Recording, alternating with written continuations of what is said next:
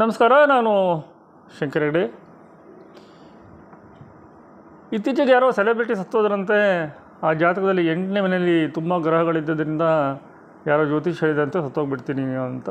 ಅದು ಹಾಗೆ ಆಯಿತು ಅಂತೇಳಿ ಅದರ ಮೇಲೆ ತುಂಬ ನಡೀತಾ ಇದೆ. ಅಫ್ಕೋರ್ಸ್ 8ನೇ ಮನೆ ಆಯುಷ್ಯ ಸ್ಥಾನ ಹೋದ, ಬಟ್ ನಮ್ಮ ಜ್ಯೋತಿಷದಲ್ಲಿ ಭಾವಾತ್ ಭಾವ 3ನೇ ಮನೆ ಎಲ್ಲ ತೊಗೊತೀವಿ ನಾವು. ಮತ್ತು ಒಂದು ಅಂಜನಲ್ಲಿ ಆಂಜನೇಯ ಹೇಳಿದ್ದು ಫಸ್ಟ್ ಜಾತಕ ಇಟ್ಟ ತಕ್ಷಣ 8ನೇ ಮನೆಯೇ ನೋಡಬೇಕಂತೆ. ಅದಕ್ಕೆ ಭಾಳ ಮುಖ್ಯವಾದ ಕಾರಣ, ಆಯುಷ್ಯನೇ ಇಲ್ಲ ಅಂತಂದರೆ ಮತ್ತು ಬೇರೆ ಫಲ ಹೇಳಿ ಏನು ಪ್ರಯೋಜನ. ಆಮೇಲೆ 8ನೇ ಮನೆ ಮಹರ್ಷಿ ಪರಾಶರರು ಹೇಳುವಂತೆ ನಮ್ಮ ಹೋದ ಜನ್ಮದ ವೃತ್ತಿಯನ್ನು ಕೂಡ ತೋರಿಸುತ್ತೆ. ಇಲ್ಲಿ ನಾನು ಹೋದ ಜನ್ಮದ ವೃತ್ತಿಯನ್ನು ಸ್ವಲ್ಪ ಟಚ್ ಮಾಡ್ತೇನೆ, ಆಮೇಲೆ ಆಯುಷ್ಯವನ್ನು ಸ್ವಲ್ಪ ಟಚ್ ಮಾಡ್ತೇನೆ, ಅದನ್ನು ಮುಂದೆ ಹೇಗೆ ನೋಡಬೇಕು ಅಂತ. ಅದಕ್ಕಿಂತ ಮುಖ್ಯವಾಗಿ ಕೈರೇಖೆ ಮತ್ತು ಜಾತಕ ಎರಡೂ ಸೇರಿದಾಗ ಎಷ್ಟು ಚೆನ್ನಾಗಿ ಫಲ ಹೇಳ್ಬೋದು ಹೇಳೋದನ್ನು ಒಂಚೂರು ನನ್ನ ಕೈಲಾದಷ್ಟು ನಾನು ಪ್ರಯತ್ನ ಮಾಡಿ ತೋರಿಸ್ತಾ ಇದ್ದೇನೆ, ಸ್ವಲ್ಪ ಅಷ್ಟೇ. ಕೈ ರೇಖೆ ಮತ್ತು ಜಾತಕ ಎರಡನ್ನೂ ಮಿಕ್ಸ್ ಮಾಡೋದನ್ನು ನಾನು ಪ್ರೊಫೆಸರ್ ಆರ್ ಡಿ ಕಲಬಾಗ್ ಅವರಿಂದ ಕಲ್ತ್ಕೊಂಡಿದ್ದು. ಅವರು ಬಿಡಿ, ಅವರು ಮಂತ್ರಸಿದ್ಧನೂ ಮಾಡ್ಕೊಂಡಿದ್ದರು, ಅದನ್ನು ಬಿಟ್ಟರು. ಆಮೇಲೆ ಎಷ್ಟು ಅದ್ಭುತವಾಗಿ ನನ್ನ ದೊಡ್ಡ ಎಸೆಟ್ ಅಂತಂದರೆ, ನಮ್ಮ ಕಡೆಗೆಲ್ಲ ಏನಂದರೆ ಮನೆ ಹಿರಿಯರ ಹತ್ರ ಒಂದು ಜಾತಕದ ಪಟ್ಟಿ ಅಂತ ಇರುತ್ತೆ. ಮನೆಯಲ್ಲಿ ಎಷ್ಟು ಜನ ಹುಟ್ಟಿದ್ದಾರೆ ಅವ್ರದ್ದೆಲ್ಲರದು, ಅವರೆಲ್ಲ ಮದುವೆ ಆದರೆ ಅವ್ರ ಹೆಂಡತಿಯರ ಜಾತಕ, ಆಮೇಲೆ ಮಕ್ಕಳಾದರೆ ಅವ್ರ ಜಾತಕ ಎಲ್ಲ ಬರೆದಿಡ್ತಾಯಿದ್ರು. ಅದು ನನ್ನ ದೊಡ್ಡ ಎಸೆಟ್ ಆಗಿತ್ತು. ದೊಡ್ಡ ಫ್ಯಾಮಿಲಿ ಆಗೋದ್ರಿಂದ ಸುಮಾರು ಜಾತಕದ ಪಟ್ಟಿ ಒಂದು ಈಗಲೂ ಇದೆ. ಏನಿನ್ನು ಹಿಂಗೆ ಸ್ವಲ್ಪ ಇದು ಮಾಡಿದ್ರೆ ಮುರಿದು ಹೋಗುತ್ತೆ ಅದು, ಬಟ್ ಇನ್ನೂ ಚೆನ್ನಾಗೇ ಇದೆ.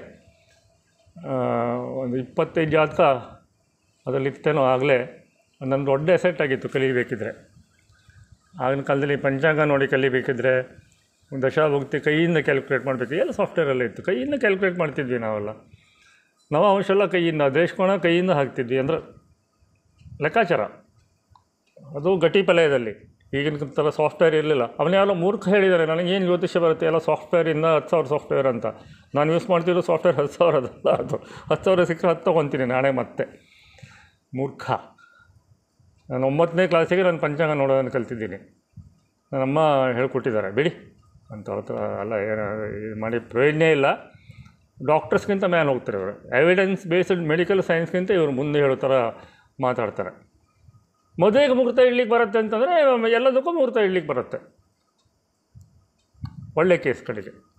ಬಿಡಿ, ಈಗ ವಿಷಯಕ್ಕೆ ಬರೋಣ.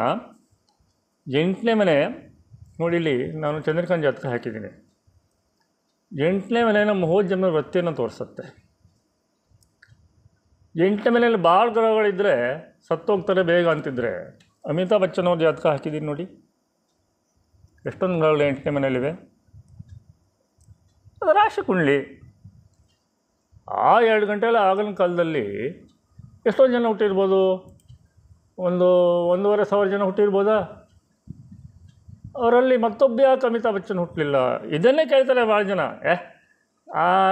ಅದು ಅಷ್ಟು ಟೈಮ್ನಲ್ಲಿ 2 ತಾಸಲ್ಲಿ ಎಷ್ಟು 1,000 ಜನ ಹುಡ್ತಾರೆ. ಈಗಿನ ಕಾಲಕ್ಕೆ 6,500 ಜನ ಹುಡ್ತಾರೆ. ಮತ್ತೊಬ್ಬ ಅಮಿತಾಬ್ ಬಚ್ಚನ್ ಯಾಕೆ ಹುಟ್ಟಿಲ್ಲ? ಹುಟ್ಟೋಕ್ಕೆ ಸಾಧ್ಯನೇ ಇಲ್ಲ. ಯಾಕೆಂದರೆ ವರ್ಗ ಕುಂಡಲಿಯಲ್ಲಿ ನೀವು ಒಂದು ಜಾತಕದಂಗೆ ಇನ್ನೊಂದು ಜಾತಕ ಇರೋದೇ ಇಲ್ಲ. ಒಂದೇ ರಾಮ, ಒಂದೇ ಕೃಷ್ಣ, ಒಂದೇ ನೀವು, ಒಂದೇ ನಾನು, ಮತ್ತೊಬ್ಬರು ಇರೋದಿಲ್ಲ. ಅದನ್ನು ನಾನು ಪ್ರೂವ್ ಮಾಡಿದ್ದೀನಿ ನನ್ನ ಪುಸ್ತಕದಲ್ಲೆಲ್ಲ. 5 ಸೆಕೆಂಡಿಗೆ ಚೇಂಜ್ ಆಗುತ್ತೆ. ಅದು ಮತ್ತೊಂದು ಪ್ಲೇಸಿಗೆ ಬರೋದೇ ಇಲ್ಲ. ಅಲ್ಲಿ ಬರೋ ಹೊತ್ತಿಗೆ ಎಷ್ಟೆಷ್ಟೋ ಚೇಂಜಸ್ ಆಗ್ತವೆ, ನೋಡ್ಕೊಡಿ. ಹಾಗೆ ನನ್ನ ಅಷ್ಟೊಂದು ಚಂದ್ರಕಾಂತ್ ಜಾತಕ ಹಾಕಿದ್ದೀನಿ ನೋಡಿ. ಇಲ್ಲಿ ನಾನು ಇವತ್ತು ಅವಳಿಗೆ ಸ್ವಲ್ಪ ಹೇಳಿದೆ. ಈ ಜೈಮಿನಿ ಪದ್ಧತಿಯಲ್ಲಿ ಲಗ್ನಾಧಿಪತಿ ಮತ್ತು ಅಷ್ಟಮಾಧಿಪತಿ ಇವರಿಬ್ಬರು ಚರರಾಶಿಯಲ್ಲಿದ್ದರೆ, ಇಬ್ಬರೂ ಚರರಾಶಿಯಲ್ಲಿದ್ದರೆ ದೀರ್ಘಾಯುಷ್ಯ, ಹೀಗೆಲ್ಲ ಇದೆ ಒಂದು ರೂಲು. ಬಟ್ ಅದು ಅಗೇನು ರಾಶಿ ಕುಂಡ್ಲಿ ಹೋಗುತ್ತೆ ಚಂದ್ರಿಕಾ.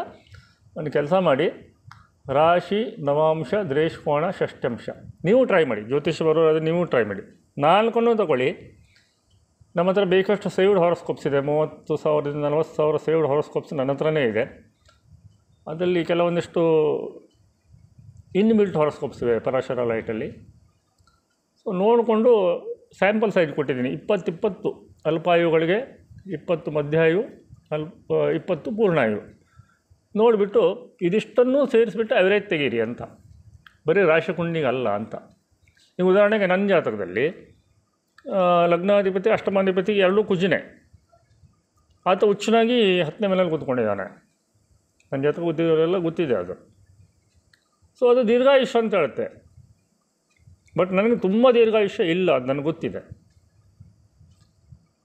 ನನಗೆ ಇಚ್ಛೆನೂ ಇಲ್ಲ ಅದು. ಆದಷ್ಟು ಬೇಗ ಕರ್ತವ್ಯಗಳನ್ನು ಮುಗಿಸಿ ಯೋಗ ಮತ್ತು ಜ್ಞಾನ ಮಾರ್ಗದ ಮೂಲಕ ಮೋಕ್ಷ ಸಾಧಿಸ್ಕೊಳ್ಳೋದು ನನ್ನ ಗುರಿ. ಈಗ ಚಂದ್ರಿಕಾ ಜಾತಕಕ್ಕೆ ಬಂದರೆ ನೋಡಿ, ಅಷ್ಟಮಾಧಿಪತಿ ನೋಡ್ಕೊಳ್ಳಿ. ಹೇಗೆ ಪೆಂಡಿಂಗ್ ಕರ್ಮವನ್ನು ಸರಿ ಮಾಡೋದನ್ನು ನಾನು ಮುಂದೆ ಇನ್ನೂ ರಿಸರ್ಚ್ ನಡೀತಾ ಇದೆ, ನಂದು ಹೇಳ್ಕೊಡ್ತೇನೆ. ಅದಕ್ಕೆ ಸ್ವಲ್ಪ ಸರಿ ಮಾಡ್ಕೊಂಡ್ಬಿಟ್ರೆ ನಿಮ್ದು ಎಷ್ಟೆಷ್ಟೋ ತೊಂದರೆಗಳು ನಿವಾರಣೆ ಆಗ್ತವೆ. ಚಂದ್ರಿಕಾ ಜಾತಕದಲ್ಲಿ ರಾಶಿ ಕುಂಡಲಿಯಲ್ಲಿ 8ನೇ ಮನೆ ಅಧಿಪತಿ ಬುಧ. ಪಕ್ಕಾ ಬುಧ ಏನೋ ಲೆಕ್ಕಾಚಾರ, ಜ್ಯೋತಿಷಕ್ಕೆ ಲೆಕ್ಕಾಚಾರದ ಮಟ್ಟಿಗೆ ಬಂದರೆ ಬುಧ ಕಾರಕ ಗುರು ಮನೆಯಲ್ಲಿದ್ದಾನೆ. ಹೌದಾ, ಇದು ಬೇಸ್. ಆಮೇಲೆ ಮೋಕ್ಷ ತ್ರಿಕೋನದಲ್ಲಿ ಗುರು ಬರುವಂಥದ್ದು, ಇದು ಜ್ಯೋತಿಷಕ್ಕೆ ತುಂಬ ಹೆಲ್ಪ್ಫುಲ್ಲು. ನೋಡಿ, ಅವಳಿಗೆ ನನ್ನ ಹತ್ರ ಬಂದು ಸುಮಾರು 6 ವರ್ಷ ಆಯಿತು. ಫಸ್ಟ್ ಜಾಬೇ ನನ್ನ ಹತ್ರ, ಮಾಡಿದ BSc ಅದನ್ನು ಫಸ್ಟ್ ಸೇರಿಕೊಂಡಿದ್ದು ನನ್ನ ಹತ್ರ ಅಸಿಸ್ಟೆಂಟಾಗಿ. ಈಗ ಒಳ್ಳೆಯ ಜ್ಯೋತಿಷಿ, ಕೈನೂ ನೋಡ್ತಾಳೆ. ನೋಡಿ, ಈಗ ನನ್ನ ಜಾತಕ ನೋಡಿದ್ರೆ ಷಷ್ಠಾಂಶದಲ್ಲಿ ಕೂಡ 8ನೇ ಮನೆ ಅಧಿಪತಿ ಗುರು 10ನೇ ಮನೆಯಲ್ಲಿದ್ದಾನೆ. ಸೊ ನನ್ನ ಕರ್ಮನೇ ಜ್ಯೋತಿಷ್ಯ. ಹೋದ ಜನ್ಮದಲ್ಲೂ ನಾನು ಜ್ಯೋತಿಷ್ಯನೇ ಆಗಿದ್ದೆ, ಈ ಜನ್ಮದಲ್ಲೂ ಜ್ಯೋತಿಷ್ಯದಲ್ಲಿ ನಾನು ಏನು ಕೊಡಬೇಕು ಅದನ್ನು ಕೊಟ್ಟ ನಂತರನೇ ನನಗೆ ಮೋಕ್ಷ ಆಗುತ್ತೆ. ಮಾಡಾಗಿದೆ, ನಾನು ಸಾಕಷ್ಟು ಮಾಡಿದ್ದೀನಿ. ಇನ್ನೊಂದು ವರ್ಷ ಬಿಟ್ಟು ಏನೇ ನಾನು ಹಿಡಿದಿಟ್ಟಿದ್ದೀನಿ ಹೊರಗಡೆ ಹಾಕಿಲ್ಲ ಅದನ್ನೆಲ್ಲ ಕೊಟ್ಟುಬಿಟ್ಟು ನನ್ನೊಂದು ಟಾರ್ಗೆಟ್ ಇದೆ, ಇಷ್ಟು ಆಗಲೇಬೇಕು ಅಂತ. ಯಾಕಂದರೆ ಬೆಲೆ ಏರಿಕೆ ತುಂಬ ಜಾಸ್ತಿ ಆಗ್ತಾ ಇರೋದ್ರಿಂದ ನಾವೆಲ್ಲ ಅಪ್ಪರ್ ಮಿಡ್ಲ್ ಕ್ಲಾಸ್ನವರು ಒಂಚೂರು ಶ್ರೀಮಂತಕ್ಕೆ ಟಚ್ ಆಗ್ತಿರೋರ ಪರಿಸ್ಥಿತಿ ಏನು ಅಂತಂದರೆ ಆಚೆ ಇಲ್ಲ ಈಚೆ ಇಲ್ಲ. ಇನ್ನು ಹಸ್ತ ಸಮುದ್ರಕ್ಕೆ ಬಂದುಬಿಡ್ತೀನಿ ಬೇಗ. ನನ್ನ ಕೈ ನೋಡ್ಕೊಳ್ಳೋದು ಈಸಿ. ನಾನು ಬಲಗೈಯೇ ನೋಡೋದು, ಕಲ್ಬಾಗಿ ಹೇಳ್ಕೊಟ್ಟಿದ್ದು ಅದೇ, ನನಗೆ ಸೀರೋ ಹೇಳಿದ್ದು ಅದನ್ನೇ. ಲೆಫ್ಟ್ ಹ್ಯಾಂಡ್ ನೋಡಿದ್ರೆ this is the hand we are born with, right hand ನೋಡಿದ್ರೆ this is the hand we have to make ಅಂತ. ಅರ್ಥ ಆಗುತ್ತೆ. ಸ್ತ್ರೀಯರು ಸಾಮಾನ್ಯ ಕೈ ತೋರಿಸಿ ಅಂದರೆ ಎಡಗೈ ಇಟ್ಬಿಡ್ತಾರೆ, ಹಾಗಲ್ಲ. ಲೆಫ್ಟ್ ಹ್ಯಾಂಡರ್ಸ್ ಆದರೆ ಮಾತ್ರ, ಗಂಡಸರೇ ಆಗಲಿ ಹೆಂಗಸರಾಗಲಿ, ನಾವು ಎಡಗೈ ಹೆಚ್ಚು ಇಂಪಾರ್ಟೆನ್ಸ್ ಕೊಡಬೇಕು, ಇಲ್ಲದ್ರೆ ಬಲಗೈಗೆ. ಬಟ್ ನಮ್ಮ ಹಿಂದೂಸ್ತಾನದಲ್ಲಿ ಸ್ವಲ್ಪ ಬೇರೆ ಇದೆ, ಹೆಂಗಸರಿಗೆ ಎಡಗೈ ನೋಡುವವರೇ ಹೆಚ್ಚು. ಹಳೇ ಜ್ಯೋತಿಷಿಗಳು, ಅದರಲ್ಲೂ ಹಸ್ತ ಸಾಮುದ್ರಿಕೆ ಎಕ್ಸ್ಪರ್ಟ್ಸ್ಗಳು, ಜ್ಯೋತಿಷಿಗಳು ಹೇಳೋದಕ್ಕಿಂತ ಎರಡು ಕೈನೂ ನೋಡುವವರು ಇದ್ದಾರೆ. ಈಗ ನೋಡಿ, ನಾನು ಇಲ್ಲಿ ಚಿತ್ರ ತೋರಿಸ್ತಾ ಇದ್ದೀನಲ್ಲ, ಎ ಅಂತ ಬರೆದಿದ್ದೀನಿ ನೋಡಿ. ಅಲ್ಲಿ ಒಂದು ಲೈನ್ ಬಂದುಬಿಟ್ರೆ ಚಂದ್ರಿಕಾ ನಗ್ತಾಳೆ. ಲವ್ ಅಫೇರ್ ಕಟ್ಟಾಗತ್ತಿಲ್ಲ, ಮದುವೆ ತುಂಬ ತೊಂದರೆ ಆಗುತ್ತೆ. ಈ ಥರದ್ದು ತುಂಬ ಸೀಕ್ರೆಟ್ಸನ್ನು ನಾನು ಹೇಳ್ಕೊಡ್ತೀನಿ, ಗೊತ್ತಾಯ್ತಾ? ನೋಡಿ, ಅಲ್ಲಿ ಈಗ ನಾನು ಹೆಚ್ಚು ಮುಖ್ಯವಾಗಿ ಹೇಳಲಿಕ್ಕೆ ಹೊಂಟಿರೋದು ಬಿ ಅಂತ ಏನು ಬರೆದಿದ್ದೀನಲ್ಲ, ಅಂದರೆ ಹಾರ್ಟ್ ಲೈನ್ ಅಂತ ಕರಿತೀವಿ ನಾವು. ಅದ್ರ ಕೆಳಗಡೆ ಹೆಡ್ಲೈನ್ ಬರುತ್ತೆ. ಆಮೇಲೆ ಅಲ್ಲಿ ಸಿ ಅಂತ ಕಾಣ್ತಾ ಇದೆಯಲ್ಲ, ಅದು ಲೈಫ್ ಲೈನ್ ಅಂತ, ಅಂದರೆ ಆಯುಷ್ಯ ರೇಖೆ ಅಂತ ಕರಿತೀವಿ. ನೀವು ಪುನೀತ್ ರಾಜ್ಕುಮಾರ್ ಅವರ ಕೈ ರೇಖೆ ಎಲ್ಲರೂ ಕಂಡ್ರೆ ನೋಡ್ಕೊಳ್ಳಿ ಫೋಟೋದಲ್ಲಿ.